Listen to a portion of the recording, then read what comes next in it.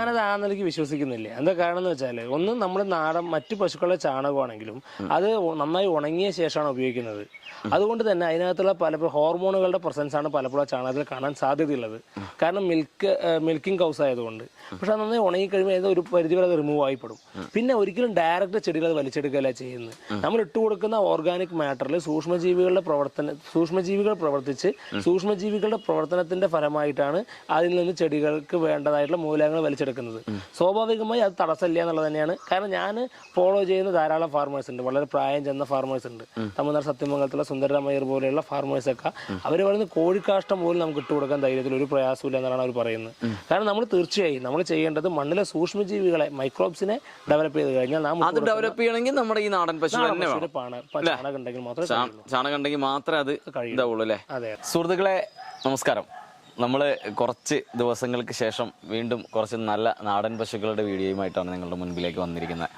അപ്പോൾ നമ്മളെ ഒരു എല്ലാ പ്രാവശ്യവും നമ്മൾ നാടൻ പശുക്കളെ കാണിക്കാറുണ്ട്. നാടൻ പശുക്കളെ വളർത്തേണ്ട ആവശ്യകത നിങ്ങൾക്കെല്ലാവർക്കും പല കർഷകരായിട്ട് പറഞ്ഞു തന്നിട്ടുണ്ട് നമ്മുടെ ചാനലിലൂടെ. ഇന്ന് നമ്മൾ പാലക്കാട് ജില്ലയിലെ കണ്ണമ്പ്രയിലാണ് നിൽക്കുന്നത്, നമ്മുടെ സ്വരൂപ് ഭായിയുടെ ഫാമിലാണ്. അപ്പോൾ സ്വരൂപ് ഭായിക്ക് ഒരുപാട് പ്രത്യേകതകളുണ്ട്. നമ്മൾ ഇതുവരെ പോയ കർഷകരെ പോലെ അല്ല. കാരണം പുള്ളിക്കാരൻ ഒരു M.Tech കഴിഞ്ഞ് ഒരു കൺസ്ട്രക്ഷൻ ഫീൽഡിൽ നിൽക്കുന്ന ഒരാളാണ്. അതുമാത്രമല്ല കൃഷി പുള്ളിയുടെ ഒരു പാരമ്പര്യമായിട്ട് കൃഷിക്കാരായിട്ട് ജീവിച്ചു വന്ന് ഇന്നും ഈ ഒരു കാലഘട്ടത്തിലും കൃഷിയെ കൈവിടാതെ കൂടെ കൊണ്ടു നടക്കുന്ന ഒരാൾ കൂടിയാണ്.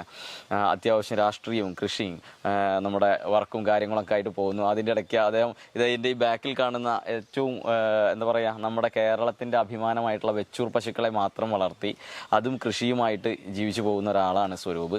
അപ്പോൾ സ്വരൂപ് ഭായിക്ക് ഒരുപാട് കാര്യങ്ങൾ നിങ്ങളുമായിട്ട് ഷെയർ ചെയ്യാൻ കഴിയും.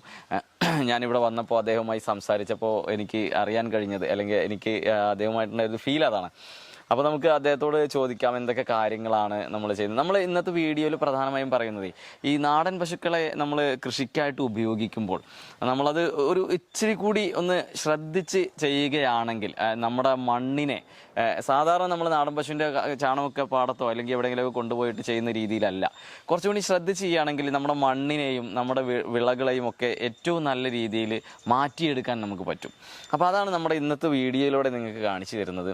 സ്വരൂപ് ഭായി, നമ്മൾ എന്താണ് നമ്മൾ ഈ ഒരു കാലഘട്ടത്തിൽ ഇങ്ങനെ ഈ കൃഷിയും കാര്യങ്ങളൊക്കെ ആയിട്ട് നിങ്ങൾ വന്നല്ലോ, അത് നമ്മുടെ പൂർവികരായിട്ടുള്ള ഇത് തന്നെയാണോ? എന്തൊക്കെ കാര്യങ്ങളാണ് നിങ്ങളുടെ ഈ കൃഷി മേഖലയുമായി ബന്ധപ്പെട്ട് നമ്മുടെ പ്രേക്ഷകരോട് പറയാനുള്ളത്?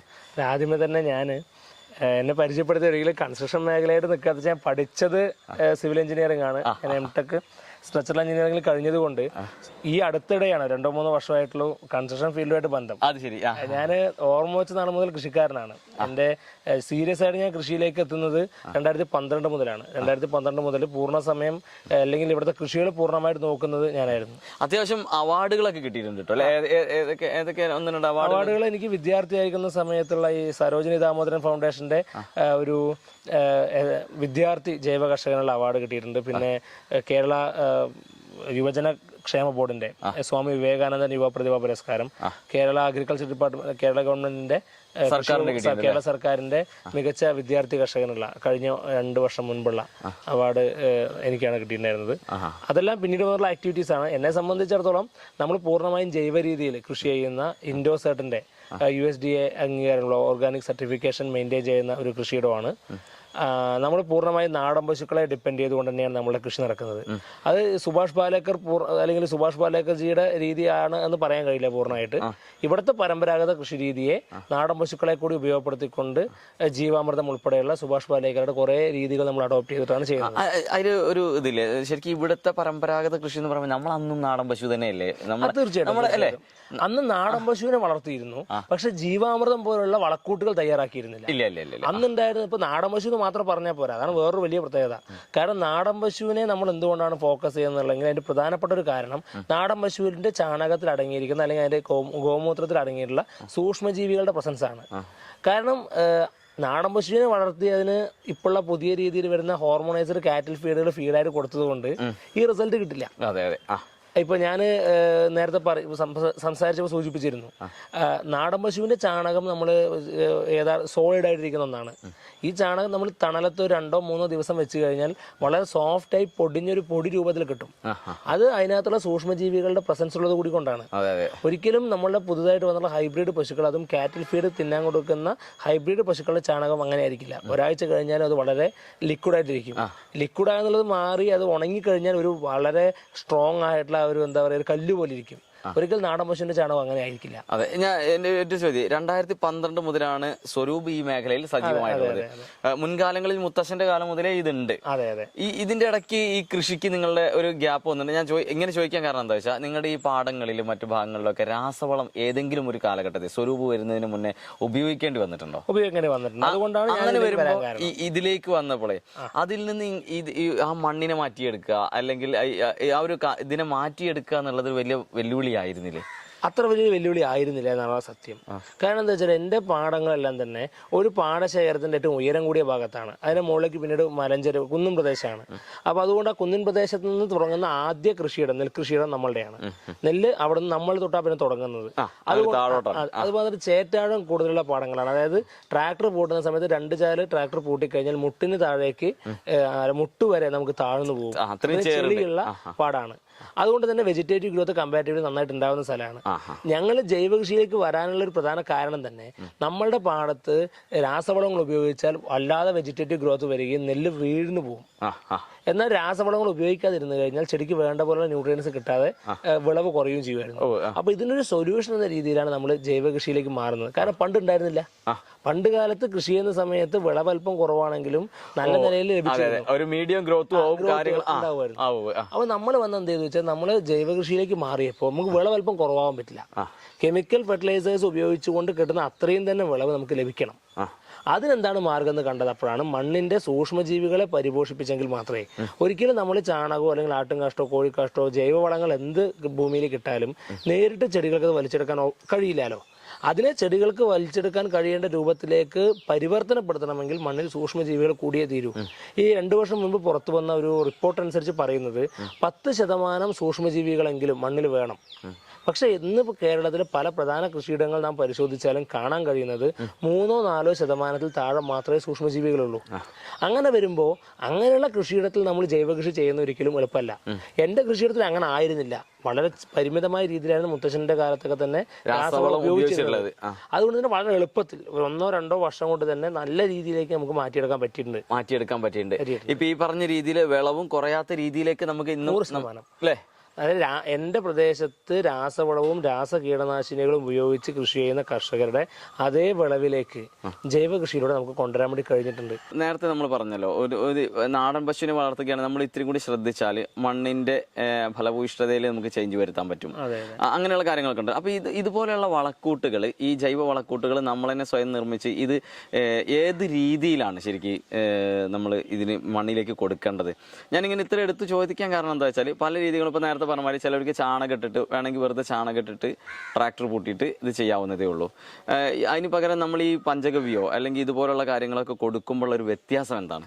അല്ല, നമ്മളത് സാഹചര്യങ്ങൾക്ക് അനുസരിച്ചിട്ടാണ് ചെയ്യുക. അപ്പം നമ്മളും ഇവിടെ ഇത് പറഞ്ഞ പോലെ വേനൽക്കാലത്ത് പൂട്ടിയിട്ടുള്ള പാടത്ത് മഴയുടെ തുടക്കം വരുമ്പോൾ, ആദ്യം മഴ പെയ്യുമ്പോൾ തന്നെ നമ്മൾ എന്ത് ചെയ്താൽ നമ്മുടെ ചാണകം ഇവിടെ പൊടിച്ചു കൂട്ടി വെച്ചിട്ടുള്ള ചാണകം, ഉണക്ക ചാണകം അവിടെ കൊണ്ട് പാടത്തിടും. എന്നിട്ട് ട്രാക്ടർ വെച്ച് പൂട്ടും. അത് കഴിഞ്ഞ് പിന്നീട് ചെടി നട്ട ശേഷം അല്ലെങ്കിൽ വിതച്ച് ചെടി പാടത്ത് വെള്ളമായ ശേഷമാണ് നമ്മൾ ജീവാമൃതം ഒഴിച്ചു കൊടുക്കുന്നത്. ഞാൻ നെല്ലിൻ്റെ കാര്യമാണ് കേട്ടോ ഈ പറയുന്നത്. നെല്ലിൻ്റെ കാര്യമാണ്, നെല്ലാണ് എൻ്റെ പ്രധാന കൃഷി. അതുകൊണ്ട് തന്നെ നെൽകൃഷിയെ സംബന്ധിച്ചിടത്തോളം നെല്ല് വിതച്ച നെല്ല് ഒരുവിധം പാടത്ത് വെള്ളമാവുന്ന സമയമാകുമ്പോൾ ഒരു ജൂൺ ജൂലൈ മാസമൊക്കെ ആവുന്ന സമയത്തേക്ക് ഏതാണ്ട് ഒരു മാസത്തെ 1.5 മാസത്തേക്ക് വളർച്ചയായിട്ടുണ്ടാവും. ആ സമയം തൊട്ടാണ് നമ്മൾ ജീവാമൃതം ഒഴിച്ചു കൊടുക്കുന്നത്. ഞങ്ങൾ ഇവിടെ ജീവാമൃതം ഒഴിക്കുന്ന രീതി എങ്ങനെയാണെന്ന് വെച്ചാൽ 200 ലിറ്ററിന്റെ ബാരലിൽ പ്രിപ്പയർ ചെയ്ത് വെക്കുന്ന ജീവാമൃതം ബക്കറ്റിലാക്കി സ്ത്രീകൾ പാടത്തൂടെ ഇറങ്ങി നടന്ന് കപ്പുകൾ കൊണ്ട് വെള്ളം തെളിക്കുന്ന രീതിയാണ്. മൊത്തത്തിൽ ഇങ്ങനെ വീശി ഒഴിക്കുന്ന രീതിയാണ് നമ്മൾ ചെയ്യുന്നത്. ഇതിൽ ഞാൻ ചോദിച്ചത്, എനിക്ക് എന്റെ ചോദ്യം ഇതായിരുന്നു. അതായത് നമ്മൾ ഡയറക്റ്റ് ഇപ്പൊ നിങ്ങൾ പൊടിയിട്ടു, ഓക്കെ, നിങ്ങൾ രണ്ടാമത് ജീവാമൃതം കൊടുക്കുന്നു. അതെ. ഇതിൽ രണ്ടിലും ശരിക്കും നിങ്ങളെ മണ്ണിന് വരുന്ന ഒരു മാറ്റം എന്താണ് അങ്ങനെ കൊടുക്കുമ്പോൾ? അതായത് ജീവാമൃതം എന്നുള്ളത് ഒരു വളമായിട്ടല്ല നമ്മൾ കൂടുതലും ഉപയോഗിക്കുന്നത്. ജീവാമൃതം എന്ന് പറയുന്നത് മണ്ണിലെ സൂക്ഷ്മജീവികളെ ഡെവലപ്പ് ചെയ്യാനുള്ള ഒരു മാർഗമായിട്ടാണ്.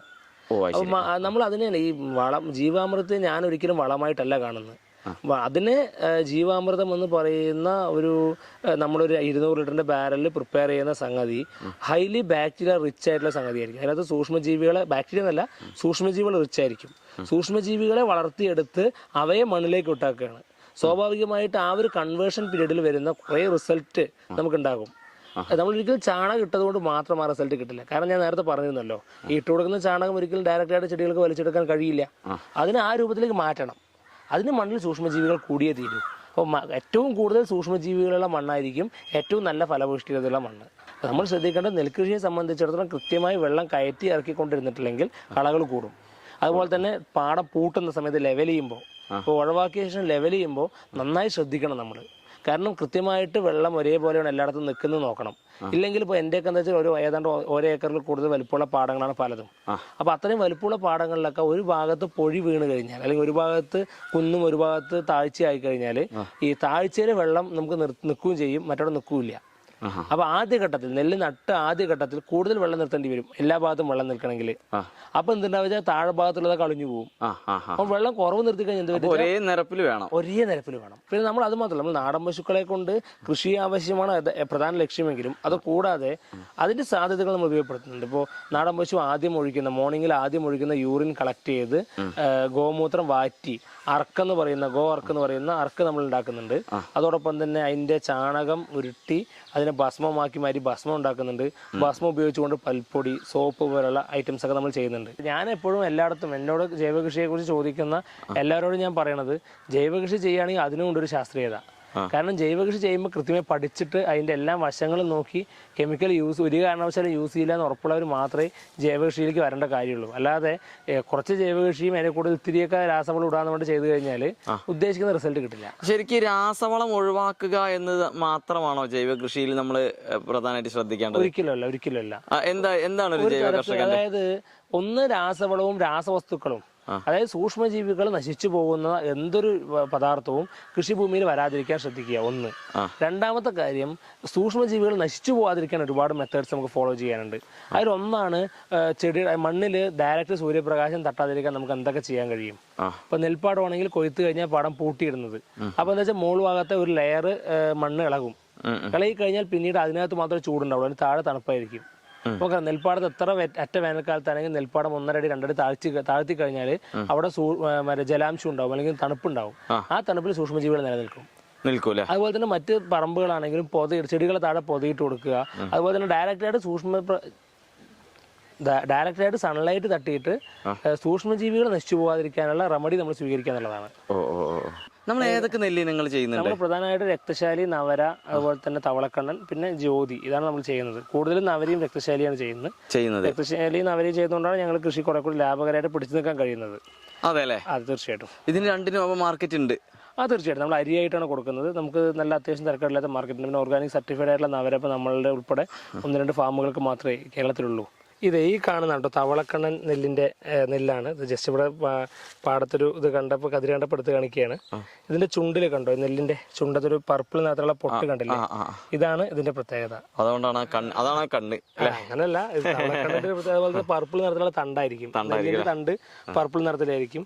അതുപോലെ തന്നെ ഇത് ചുവന്ന നിറത്തിലുള്ള പൊട്ട് അതിന്റെ ചുണ്ടിലുണ്ടാവും. അതുകൊണ്ടാണ് നമ്മളിതിനെ ഇത് നമുക്ക് അത്യാവശ്യം ഈൽഡ് കിട്ടുന്നതാണോ? ഒരു 1.5 ടണ്ണൊക്കെ കിട്ടും നോർമലി. അതെ. സുഹൃത്തുക്കളെ, അപ്പോൾ നിങ്ങളെ നമ്മുടെ സ്വരൂപയുടെ ഓർഗാനിക് കൃഷിയുമായി ബന്ധപ്പെട്ടിട്ടുള്ള നമ്മുടെ ഈ വീഡിയോ കണ്ടല്ലോ. നമ്മൾ ഓരോ കർഷകർക്കും ഓരോ രീതിയിലാണ് നമ്മൾ കൃഷിയെ സമീപിക്കുന്നത്, ഓരോ കർഷകരും. അപ്പോൾ അതിൻ്റെ ഏറ്റവും വലിയൊരു ഉദാഹരണമാണ് നമ്മുടെ സ്വരൂപ്. കാരണം അദ്ദേഹത്തിന് നമ്മൾ ഇപ്പോൾ അദ്ദേഹത്തിൻ്റെ നാടൻ പശുക്കളുടെ കാര്യം തന്നെ എടുത്താൽ മതി. അവർ ഇന്ന ബ്രീഡ് എന്നുള്ള ഒരു കൺസെപ്റ്റിലല്ല നമ്മളിവിടെ ചെയ്യുന്നത്. ഏത് നാടൻ പശു ആയാലും ഒരേ മൂല്യത്തോടെ വളർത്തുക, അതിനെ നമ്മുടെ നാടിൻ്റെ നന്മയ്ക്കായി അല്ലെങ്കിൽ കൃഷിയുടെ ഭാഗമായിട്ട് നമ്മുടെ ജീവനാഡിയായി അതിൻ്റെ ചാണകവും മൂത്രമൊക്കെ ഉപയോഗിച്ച് സൂക്ഷ്മാണുക്കളെ വളർത്തിയെടുത്ത് ആ രീതിയിൽ, ആ പരമ്പരാഗത രീതിയിൽ തന്നെ കൃഷി ചെയ്യുക എന്നുള്ള ഒരു രീതിയാണ് നമ്മൾ സ്വരൂപിൻ്റെ ഈ ഒരു വീഡിയോയിലൂടെ കണ്ടത്. അപ്പോൾ നിങ്ങളെല്ലാവരും ഇതുവരെ തന്ന എല്ലാ സപ്പോർട്ടോടും കൂടി കൂടെ ഉണ്ടാവുക. നമുക്ക് ഒട്ടും വൈകാതെ അടുത്തൊരു വീഡിയോയിൽ വീണ്ടും കാണാം.